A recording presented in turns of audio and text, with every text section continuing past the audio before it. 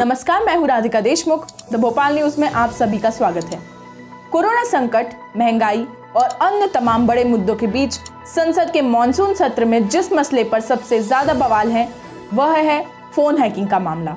बीते दिनों अंतर्राष्ट्रीय मीडिया द्वारा जारी की गई एक रिपोर्ट में दावा किया गया है कि पेगासस स्पाईवेयर द्वारा भारत में कई पत्रकारों, नेताओं, अन्य सार्वजनिक जीवन से जुड़े लोगों का फोन हैक किया गया है। दावा है कि यह सरकार द्वारा करवाया जा रहा है, लेकिन केंद्र सरकार ने इन आरोपों को नकार दिया है।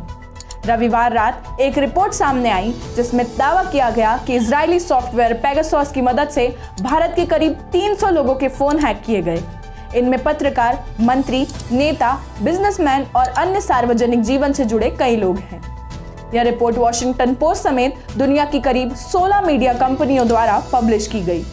रिपोर्ट की पहली कड़ी में भारत के करीब 40 पत्रकारों का नाम शामिल किया गया था। दावा है कि 2018 और 2019 के बीच अलग अलग मौकों पर इन सभी पत्रकारों के फोन हैक किए गए या हैक करवाने की कोशिश की गई। इस दौरान WhatsApp call, phone call, recording, location समेत कई जानकारियां ली गई। खुलासा करने वाली कंपनी के मुताबिक इस रिपोर्ट की अलग अलग कड़ियां पेश की जाएंगी, जिसकी शुरुआत रविवार रात से की गई। आने वाली कड़ियों में नेताओं, मंत्रियों और अन्य संवैधानिक पदों पर बैठे लोगों के नाम हो सकते हैं। भारतीय समय अनुसार रात करीब 9:30 बजे यह रिपोर्ट सामने आई। इसके तुरंत बाद केंद्र सरकार द्वारा इस मसले पर जवाब दिया गया। भारत सरकार ने फोन हैकिंग से जुड़ी इस रिपोर्ट को सिरे से खारिज कर दिया है। साथ ही इस रिपोर्ट को भारतीय लोकतंत्र की छवि धूमिल करने की कोशिश बताया जा रहा है। भारत सरकार ने अपने बयान में लिखा है, भारत जैसे लोकतंत्र में प्राइवेसी एक मौलिक अधिकार है। ऐसे में जो रिपोर्ट सामने आई है वह पूरी तरीके से गलत है। रिपोर्ट को अपने अनुसार तैयार किया गया है, जिसमें जांचकर्ता, जूरी सब वह खुद ही है। सरकार ने संसद में भी इस बात की सफाई दी है कि ऐसी किसी भी तरह की गतिविधि में भारत सरकार संलिप्त नहीं है।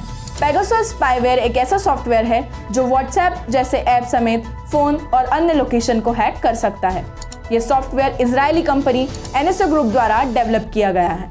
इस रिपोर्ट के सामने आने के बाद एनएसओ ग्रुप ने भी अपनी सफाई दी है। कंपनी के मुताबिक मीडिया ने उस पर जो आरोप लगाए हैं और जिन मुद्दों पर बात की है वह पूरी तरीके से गलत है। एनएसओ ग्रुप ने कहा है कि वह इस रिपोर्ट को छापने वालों के खिलाफ मानहानि का केस दायर करने की तैयारी में है, क्योंकि जिन सूत्रों के आधार पर यह रिपोर्ट जारी की गई है, ऐसा लगता है उन्होंने पूरी तरीके से मनगढ़ंत जानकारी सौंप दी है।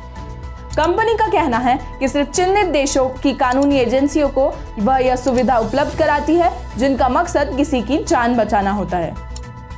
रविवार रात को हुए इस खुलासे के बाद से ही विपक्ष आग बबूला है। कांग्रेस नेता राहुल गांधी द्वारा इस मुद्दे को लेकर प्रधानमंत्री नरेंद्र मोदी पर निशाना साधा गया, जबकि राजद, टीएमसी समेत अन्य पार्टियों द्वारा इस मसले पर संसद में नोटिस दिया गया। संसद के मॉनसून सत्र से ठीक पहले हुए इस खुलासे की गूंज संसद के दोनों सदनों में गूंज सकती है। धन्यवाद। अगर आपको ये न्यूज़ अच्छी लगी हो तो इसे लाइक करें, शेयर करें और हमारे चैनल द भोपाल न्यूज़ को सब्सक्राइब करें।